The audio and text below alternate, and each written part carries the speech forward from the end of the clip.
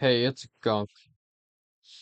So today I felt like it would be fun if we went through some old like creepypasta stuff. Or we started like we listened to like an old creepypasta. Or watch not listen to whatever. Uh I kinda wanna do some more of these. After this. I might like do like quite a few videos actually of reading through, doing some old creepypasta readings. It'll be like those like older like videos from like the 2013, 2012, whatever, where there's just a guy reading the green part. We're not gonna do this like voice, like whatever, fucking whatever.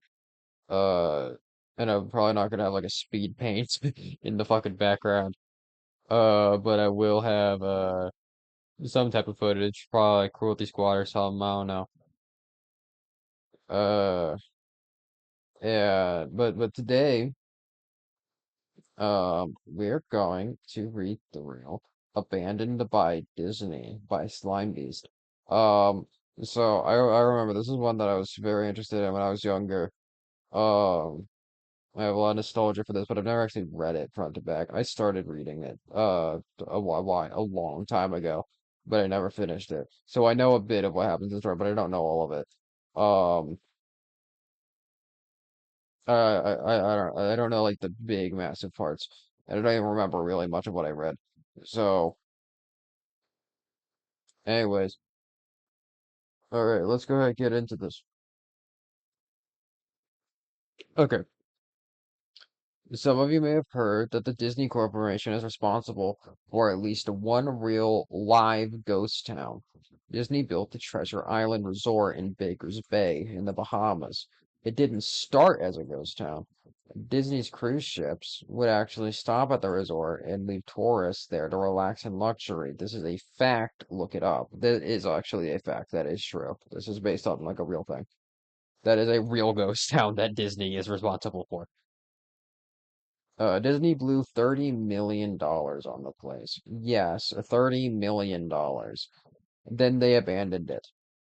Disney blamed the shallow waters, too shallow for their ships to safely operate, and there was even blame cast on the workers, saying that since they were from the Bahamas, they were too lazy to work a regular schedule. That's interesting. I don't know if that's true. That seems kind of, I don't know, that seems weird if it is. Um, that's where the factual nature of the story ends. It wasn't because that's where the factual nature of the story ends. It wasn't because of sand, and it obviously wasn't because foreigners are lazy. Both are convenient excuses. No, I sincerely doubt those reasons are illegitimate. Why don't I buy this official story? Because of Mowgli's palace. Okay, let's see. What is it going to explain what that is? Near the beachside city of Emerald Isle in North Carolina, Disney began construction of Mowgli's palace. Mowgli. It's probably Mowgli's palace in the late 1990s. The concept was a jungle-themed resort with a large, you guessed it, palace in the center of the whole thing. Wow, really? If you're unfamiliar with the character of Mowgli, then you might better remember the story of the Jungle Book. Oh yeah, that's right. Yeah, I was trying to. The name kind of seemed familiar to me, but I didn't quite remember. I remember watching the Jungle Book when I was younger. I love that. I love that movie. I need to rewatch that. I need to rewatch a lot of like the older Disney films that I watched. I love those shits. They were so good. I love them. I love the Jungle Book. If you haven't seen it anywhere else, you'd know it as a Disney cartoon from decades back. Yeah, Mowgli is an abandoned child in the jungle. No, Mowgli is an abandoned child in the jungle, essentially raised by animals and simultaneously threatened and pursued by other animals. Mowgli's palace was a controversial undertaking from the start. Disney bought up a ton of high-priced land for the project, and there was actually a scandal surrounding some of the purchases. The local government claimed eminent domain on people's homes, then turned around and sold the properties to Disney. At one point, a home that had just been constructed was immediately condemned with little or no explanation. Damn, if that's real, then that's crazy. I mean, I'm not gonna like just source the creepypasta as like historical facts, but like if that is real, I mean, that doesn't sound like some shit that Disney would do. That's not like shocking, but like, damn, that's crazy. The land grab by the government was supposedly for some fictional highway project, knowing full well what was going on. People started call the land grab by the government was supposedly for some fictional highway project. Knowing full well what was going on, people started calling it Mickey Mouse Highway. Then there was the concept art. A group of stuffed shirts from Disney Corporation actually held a meeting. They intended to sell everyone on how lucrative this project was going to be for everyone. When they showed I'm assuming that's a typo. When they showed the concept art, the this gigantic Indian palace surrounded by jungle, staffed with men and women in loincloths and tribal gear. Well, suffice to say, everyone flipped their shit. We're talking about a large Indian palace, jungle, and loincloths, not only in the center of a relatively wealthy area, but also a somewhat xenophobic area of the southern USA. It was a questionable mix at that point in history. One member of the crowd tried to storm the stage, but he was quickly subdued by security after he managed to break one of the presentation boards over his knee. Okay, I'm assuming this is probably where it's starting to get into creepypasta territory. I don't know. Um, Disney took that community and essentially broke it over its knee. Um, as well, I'm sorry, Disney took that community and essentially broke it over its knee as well. The houses were razed, the land was cleared, and there wasn't a damned thing anyone could do or say about it. Local TV and newspapers were against the resort at the beginning, but some insane connection between Disney's media holdings and the local venues came into play, and their opinions turned on a dime. So anyway, Treasure Island, the Bahamas. Disney sunk those millions in, and then they split. Sorry, no, Disney sunk those millions in and then split.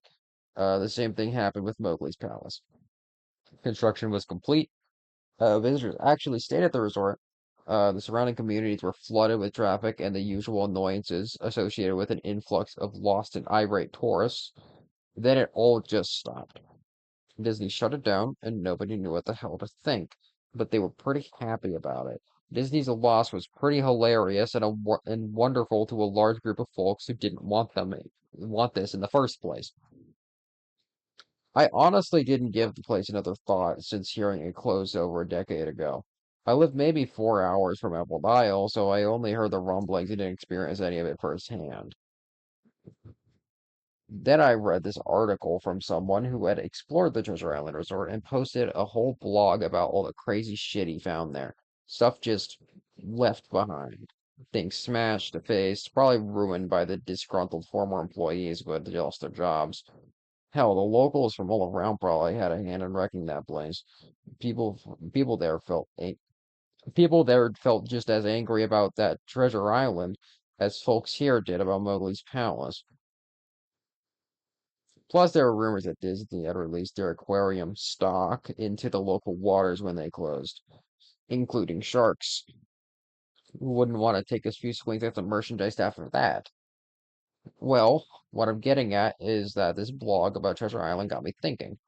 Even though many years have passed since its closing, I figured it might be cool to do some urban exploration at Mowgli's Palace, take some photos, write about my experience, and probably see if there was anything I could take home as a memento. I'm not going to say I wasted no time in getting there because honestly, it took me another year after I found that Treasure Island article to actually get up to go into Emerald Isle. Over the course of that year, I did a lot of research on the Palace Resort, or rather, I tried to. Naturally, no official Disney site or research or resource made any mention of the place that had been scrubbed clean. Even odder, however, was that nobody before myself had apparently thought to blog about the place or even just post a photo. None of the local TV or newspaper sites had one word about the place, though that was to be expected since they had all swung Disney's way. They wouldn't be out there. They wouldn't be out there lauding their embarrassment. Recently, I learned that corporations can actually ask Google, for example, to remove links from search results, basically for no good reason. Looking back, it's probably not that spoke of the resort. It's not probably not that nobody spoke of the resort, but rather their words were made inaccessible. Let me look up Mowgli's Palace. Let me see if that's a real thing real quick. Because I'm interested. Mowgli's Palace.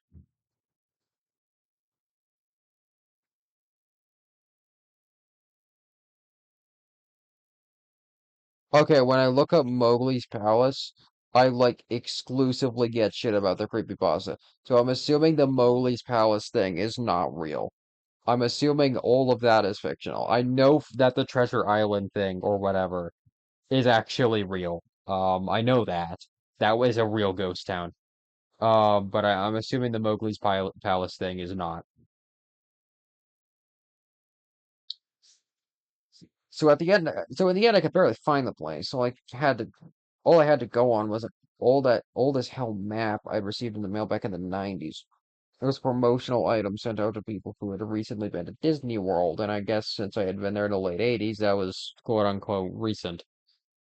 Didn't really intend to hang on to it.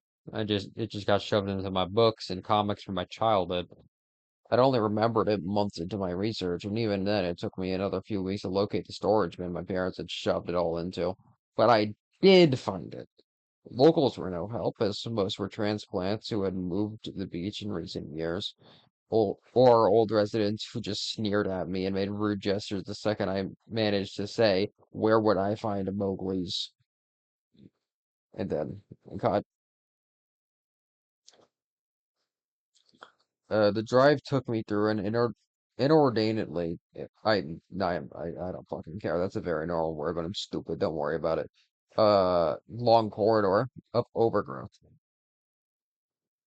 Tropical plants that had run rampant and overpopulated the area, mixed with native species of flora that actually belonged there and had tried to reclaim the land.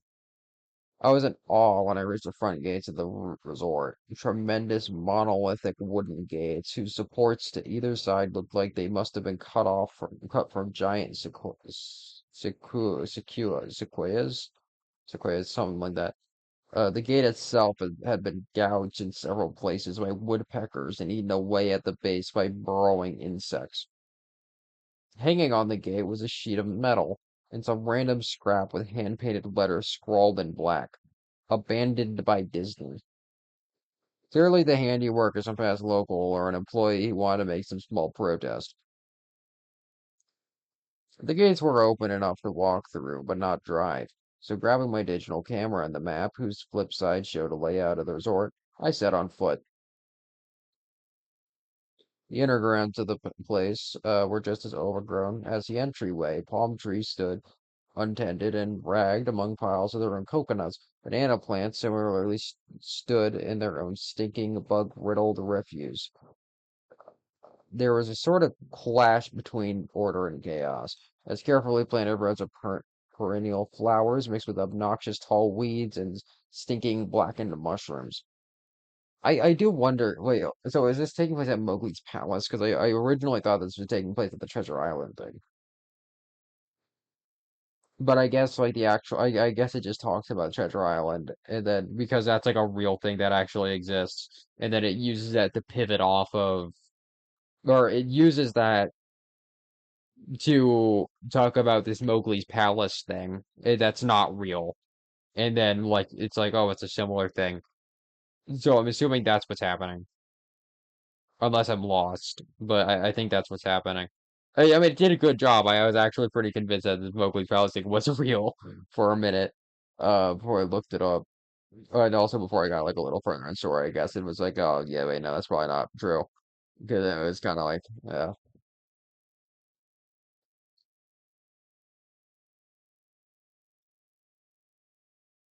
All that remained of any outdoor structures were broken, rotting wood and various charred bits of unidentifiable material.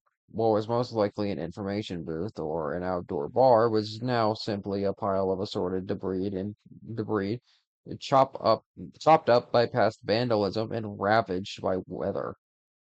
The most interesting thing on the ground was a statue of Balu, the friendly bear from the Jungle Book, which stood in a sort of courtyard in the front main building. He was frozen in a jovial wave toward no one, staring into empty space with a silly, toothy grin as bird shit covered the whole swaths of his fur and vines ensnared his platform. R.A.P. Balu. I approached the main building, the palace, only to find the outside of the building covered in graffiti, where the original paint hadn't peeled and chipped away. The front doors weren't just open. They had been taken off and their hinges were stolen. Wait, no, sorry. They had been taken off their hinges and were stolen. I don't know why someone would steal hinges and not the door. Who the fuck steals a door? Wait, what do you mean? Who the fuck? Okay, whatever. Maybe they were cool doors. I mean, it is a palace. Above the front doors are the gaping maw where they had been. Someone had once again painted abandoned by Disney. I wish I could tell you about all the awesome stuff I saw inside the palace. That's a typo. I'm assuming they meant to say palace. Forgotten statues, abandoned cash registers, a full-fledged secret security of homeless bums. But no, the inside of the building was so stark, so bare, that I actually think people had stolen the molding off the walls. Anything that was too big to steal, counters, desks, giant fake trees, they were all resting amid this empty echo chamber that amplified my every step like a slow rat-a-tat of a machine gun. I checked the floor pan. Also, that's a weird analogy for for I mean, I guess it kind of works, I guess, with the echoes, maybe. That's interesting. I checked the floor plan and headed to all the locations that might seem in any way interesting. The kitchen was as you'd imagine, an industrial food prep area with all the appliances in space, no expenses spared. Every glass surface was broken, every door knocked off its hinges, every metal surface kicked and dented. The entire place smelled like very old piss. They actually used to sell piss at Disney World. If you look that up, that's a real fact. I was I'm the fact I looked it up right now actually while I was looking at the Mowgli's Palace thing. You can look that up. It's real. Um, the huge freezer, not even remotely cool now, had row upon row of empty shelf space. Hooks hung from the ceiling, molly for hanging cuts of meat. And as I stood inside for a moment, I noticed they were swinging. Each hook swung in a random direction, but their movements were so slow and small that it was almost impossible to see. I figured it had been caused by my footsteps, so I stopped one from swinging by clutching my fist, and then carefully letting it go. But within seconds, it started to swing once more. Very interesting. Like ghost hooks. Like that SpongeBob episode with the fucking yeah, the Hook episode. You know which one I'm talking about. You know which one I'm talking about. The public bathrooms were in much the same state as the rest of the place. Just like the Treasure Island Resort, someone had methodically smashed each porcelain commode with coconuts and other implements. There was about a half an inch of rancid, stinking, stagnant water on the floor, so it didn't stay there very long. What's odd is that the toilets and the sinks and the bidets in the ladies' room, yes, I went there, all dripped, leaked, or just ran freely. It seemed to me that they should have just shut the water off long, long ago. So the water's still running. That's an interesting detail. Um, there are plenty of rooms in a resort, but naturally I didn't have time to look through them all. I did peer into Oh, sorry, I missed a word. The few I did peer into were similarly wrecked, and I didn't expect to finish anything. I didn't expect to find anything there. I thought there was actually a television or radio in one room, as I really think I heard a quiet conversation coming out. Hmm, that's, though it was like a whisper, probably only my own breathing echoing in the silence. Or just another case of sound flowing water, playing tricks on the mind. This is what it sounded like. Person one, I didn't believe it. Person two, parentheses, short unknown reply, end parentheses. Person one, I didn't know that. I didn't know that. Number two, your father told you. N person one, unknown reply, or possibly just weeping. Huh. How would that be your own breath if you're hearing it that vividly? How would that be water? Well, I mean, I guess if you're like, I mean, you would probably try to rationalize it, but like, I guess. So there's like ghosts. So like, I'm assuming that's like the guests that stayed there before. So maybe this is like a parent talking to their child, right? It's like, oh, I didn't believe it. I didn't know that. I didn't know that. I was like, oh, your father told you. So I'm assuming this is like a kid. Like person one is like a kid.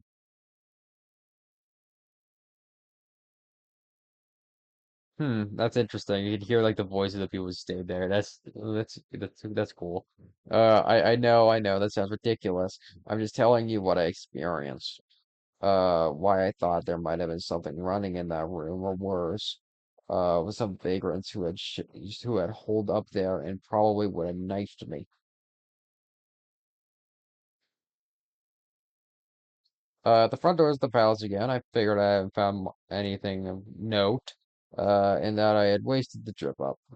As I looked out the door, I noticed something interesting in the courtyard that I had apparently missed. Something that would give me at least one thing to show for all my trouble, even if it was just a photograph. There, there as a lifelike, hold on. There as a lifelike statue of a python. I don't know if that starts a typo. Maybe 50 feet long, coiled up and sunning itself, um, on a pedestal, sunning itself on a pedestal, right in the center of the area. It was almost time for the sun to start setting, so the light fell onto the object in the perfect way for a photograph. I approached the python and snapped a photo. Then I stood on my toes and snapped another. Then I moved closer again to get the detail of its face. Slowly, casually, the python lifted his head, looked directly into my eyes, turned, and slithered off the pedestal, across the grass and into the trees. All 50 feet of it. Its headlong disappeared into the woods before its tail even left the sunning spot. Damn. Disney had released all their exotic animals onto the grounds. Right there on my floor plan was a reptile house. I should have known. I'd read about the sharks at Treasure Isle, and I should have known they'd done this. I was dumbfounded, utterly stupefied. My mouth was hanging open for the longest time before I came back down to earth and snapped it shut. I blinked a few times and backed away from where the snake had been, back toward the palace. Even though it was totally gone, I still wasn't taking any chances, and I backed my way into the building. Wait, so is he like sport? Wait, hold on. Oh, the reptile house. Yeah, okay. So yeah, I'm assuming you realize that like, oh shit, there's probably a bunch of like insane, deadly snakes around me now. Oh, that's scary. Oh, that's fucking scary. To think that like you're just on an island with like a bunch of deadly ass fucking like reptiles and shit. Damn. Like you're just here now. And like come to that realization afterwards and you're not prepared for it. Ugh. I guess it's worse situation. I'm assuming this guy's gonna get in a much worse situation in a minute. I'm assuming that's what this is leading up to, but like that's rough. I took a few deep breaths, and slapped my own face to get myself right in the head again after that. I looked for a place to sit down as my legs were feeling a bit like jelly at this point. Of course, there was no place to sit down unless I wanted to recline on the broken glass in dead leaf carpet, or haul myself up into a desk of questionable reliability. I had seen some stairs near the palace's lobby and decided to go have a seat there until I felt better. The staircase was far enough away from the front of the building to be relatively clean, save for a startling accumulation of dust. I pulled a wedge off of metal. I pulled a wedge of metal off the wall, once again painted with the "Abandoned by Disney" motto I'd become accustomed to. Why's that there? It made sense with the other two, but I don't know why that one's there. I feel like it could be twice better. I placed a wedge on the stairs and set on it to keep at least somewhat clean.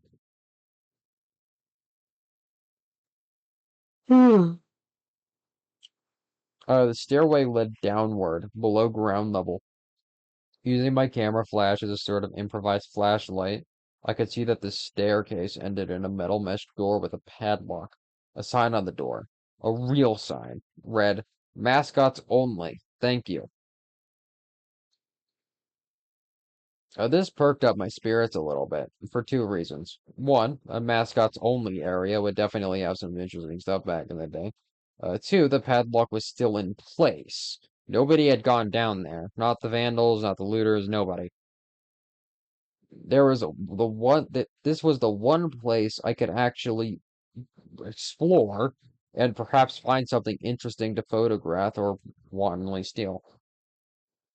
I had come to the palace essentially agreeing with myself that it was okay to take anything I wanted because, hey, abandoned.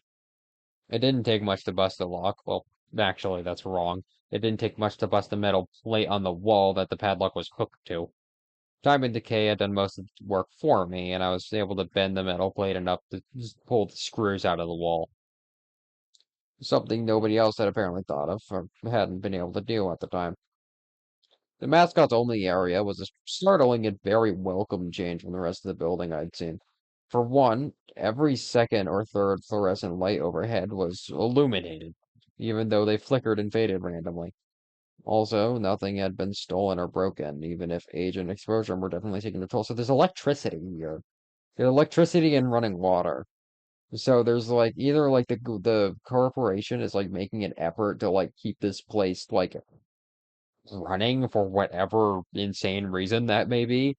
Or maybe like there's like some supernatural like will to keep shit right, but that sounds a little weird. I don't know. I mean, like I think this is going in a supernatural direction, but maybe not. I might be wrong about that. But that's interesting. The implications of like um why would they want to keep this place like up and going?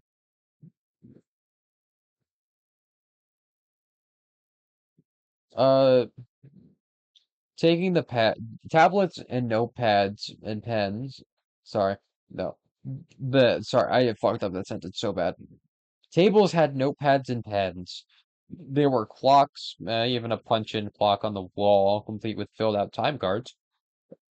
Chairs were scattered around, and there was even a small break room with an old static-filled television and long rotted-out food and drink on the counter. So wait, static-filled television. So was it running? Was it turned on? That's odd.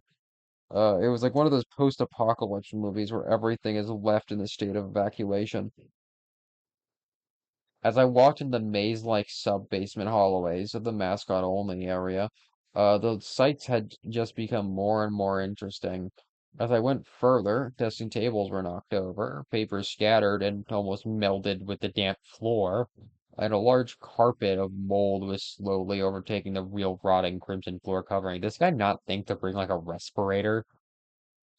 I mean, I guess like he had like so much time to plan for this. Like he wasn't like, oh, I might maybe it would be a good idea to like not die from mold exposure.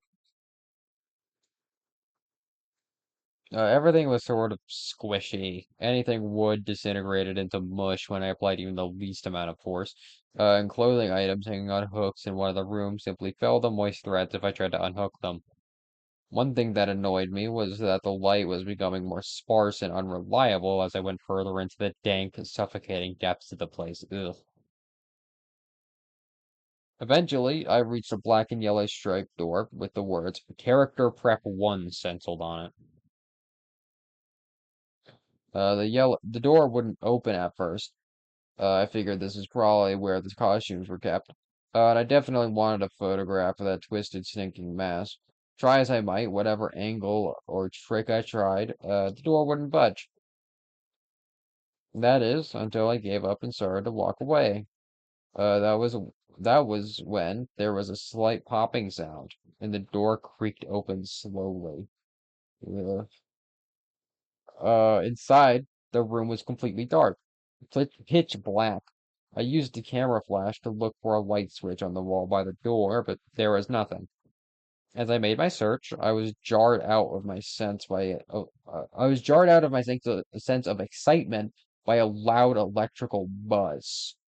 So this guy was still excited by this point. Like, he wasn't worried, he wasn't scared. Like, I would have been shitting bricks. Like, there's no way that I would have been like, I maybe not. I mean, I probably wouldn't have assumed anything was going crazy at this point. But I mean, like, everything getting darker, like, I would have been like on edge like a little bit, like, especially with like the water and like electricity and stuff. Like, I would have thought that, like, oh, are there people here still? Like, are there still like staff? Are there like security? Right? Like, if there's like water and electricity, then there's probably like security mem staff, right? So it's like, you know, um, as I made my search, I was jarred out of a sense of excitement by a loud electrical buzz. Rows of lights overhead suddenly flashed to life, flickering and fading in and out like the rest I had passed. It took a second for my eyes to adjust, and it seemed like the light was just going to keep getting brighter until all the bulbs exploded. But just when I thought I would reach that critical stage, the lights dimmed a bit and steady. The room was exactly how I pictured it. Various Disney costumes hung on the walls, fully put together like strange cartoon cadavers. Cadavers. Cadavers, what the fuck am I talking about? Cadavers hung from invisible nooses. Yeah. There was an entire rack of loincloths and quote unquote native clothes on hangers toward the back. What I found odd and what I wanted to photograph right away was a Mickey Mouse costume at the center of the room. Unlike the other costumes, it was lying on its back in the center of the floor like a murder victim. The fur on the costume was rotten and shedding, creating bare patches. What was even more odd, however, was the coloring of the costume. It was like a photo negative of the actual Mickey Mouse. Black where he should be white, white where he should be black. His normally red pants were light blue. The sight was off-putting enough that I actually postponed photographing the thing until last. That's weird. I don't really know. I don't really get the thought process behind that. Um, I took a picture of. So it's not like off-put. I mean, I guess it is off-putting, but it's also like I wouldn't think it's like, oh shit, I need to like save this till last. Like what? What? Even if it was off-putting, why? Huh? Why would you be like a word to photograph? What? I'm okay. I don't know. It's just weird because like he went from like being excited to like all of a sudden being like very quickly being like very paranoid about everything. And and like that's or at least paranoid to the point where like he felt that way about this. I don't know. That's like weird.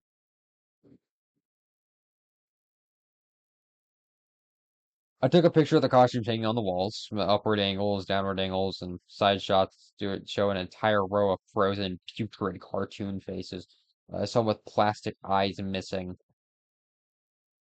Hmm. Then I decided to stage a shot. Just one of the bedraggled character heads on the slick, grimy floor. I reached for the headpiece of a Donald Duck costume, carefully removed it so the thing wouldn't fall apart in my hands. As I looked into the face of the wide-eyed, moldering head, a loud chattering sound made me jump with fright. Looked down at my feet, and between my shoes was a human skull. Oh, jeez. It had fallen out of the mask I had and shattered into pieces by my feet. Only the empty-faced lower jaw remained, staring up at me. It's holy shit. Oh, that's a fucking escalation. Um, I dropped the duck head immediately, as you'd expect. Oh yeah, as you'd expect. It moved for the door. As I stood in the doorway, I looked back to the skull on the floor. I had to take a picture of it, you know? I had to, for any number of reasons that may seem silly, but only if you don't think it through. Wait, so you just had to take the photo of the human skull, but you were antsy about taking the photo of the fucking weird Mickey costume?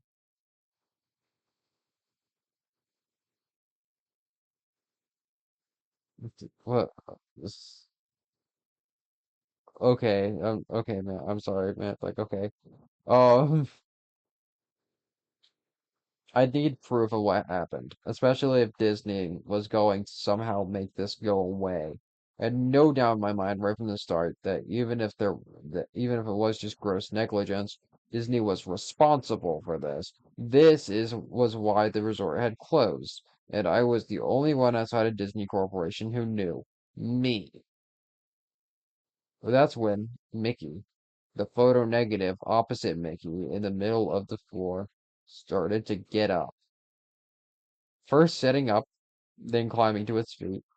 The Mickey Mouse costume, or whoever was inside of it, stood there at the center of the room. Its fake face just staring directly at me as I mumbled, "No," over and over and over. Bro, I wouldn't sit there and mumble no. I'd run the fuck out of there. I'm jolting. That's fucking it, bro. I'm out. I'm done. Like I'm fucking like praying, hoping to God that the thing doesn't chase after me. I just like um with shaking hands, a violently thrashing heart, and legs that had once turned to jelly, or that had once again turned to jelly. I managed to lift the camera and aim it at the opposite creature, now quietly sizing me up, head tilted. The digital camera's screen displayed only dead pixels in the shape of the thing. It was a perfect silhouette of the Mickey costume. As the camera, oh, that's interesting. As the camera moved in my unsteady hands, the dead pixels spread, marring the screen marring the screen, wherever Mickey's outline moved to. That's cool. I like that. I like that a lot. Then the camera died. It went blank and quiet and broken. I raised my eyes again, once again to the Mickey Mouse costume. Hey, it said in a hushed, perverted, but perfectly executed Mickey Mouse voice. Oh, I gotta do the Mickey Mouse impression. Hey, you want to see my head come off? That's not a Mickey Mouse. That is not a Mickey Mouse. I don't know how to do a Mickey Mouse. It's perfectly executed. The story says so. Uh, it started to pull at its own head, working its clumsy, glove-clad fingers around its neck with clawing, impatient movements similar to a wounded man trying to pull himself free of a predator's jaws, and it worked its digits into its neck. So much blood, so much thick, curdled, yellow blood.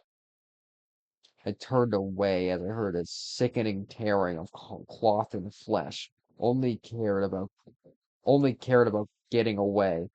Above the doorway of this room, I saw the final message clawed into the metal with bone or fingernails.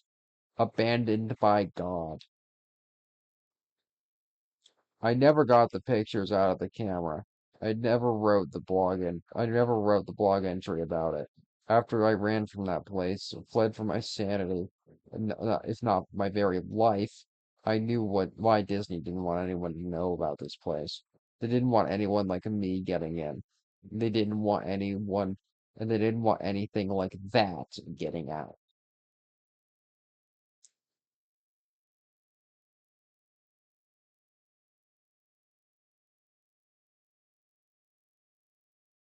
Um, that's cool. The story has some good ideas. I feel like it could be refined a lot further, though. I feel like that could be a lot better, honestly, just personally. I think there's a lot of flaws. I think I kind of went over my main ones while reading the story. It was cool. I'm on Slimebeast's like, see, it seems like his official website. Reading this, and it has some trivia down here, so I guess I'll read this. Well, it's here, like attached to the story. Uh, okay, so it's trivia. Despite claims otherwise, the island reference at the beginning of the story does exist, and the iMockery article mentioned did indeed show photos of the blogger's trip to said island. Okay, cool. Um, Abandoned by Disney is by far the most popular and most criticized story Slimebeast has written. I know that. Multiple fan games have been based on Abandoned by Disney, including but not limited to Five Nights at Treasure Island, its remakes, and many little like Big Planet levels. Yeah, I knew about Five Nights at Treasure Island. That's actually what reminded me about this story, and I was like, oh, I should read through that. I was learning about Five Nights at Treasure Island because that game that's like one of the most horrible development hells I've ever seen in my life. Um, Abandoned by Disney was written as an expansion of an absurdist two-sentence creepypasta about a photo-negative Mickey costume and a goofy costume with its dick powers. Okay, I very interesting. Uh, I'm very interested in whatever that original thing is. What the fuck? Well, I'll look into that. In a moment. Abandoned by Disney is often accused of copying Five Nights at Freddy's, despite FNAF being announced nearly a year after the story was posted. Uh, I, I don't really get. I don't think I've ever heard that. I mean, I guess it's because like I early internet horror story, where it's like, oh, Five Nights at Freddy's, and I also Five Nights at Treasure Island. I guess, and people conflating the two. And lastly, the snake is too long. Yeah, it did seem like an insanely fucking long snake. That that was fucking crazy. Hold on. What creepypasta was abandoned by Disney based on? Hold on. Maybe I'll see on the wiki. Yeah, it just has the full story in the wiki, but I need to. Oh, apparently there's a sequel, I think, called Room Zero, I think, here.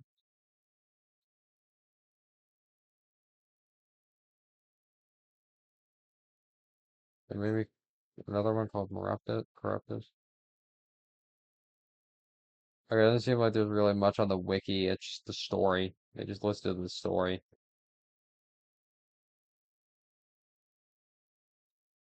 So it seems like this is a three-part thing. Maybe I can come back and do the other parts.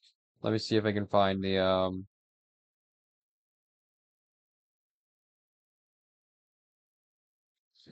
Okay, I don't really feel like searching through for that right now, this moment.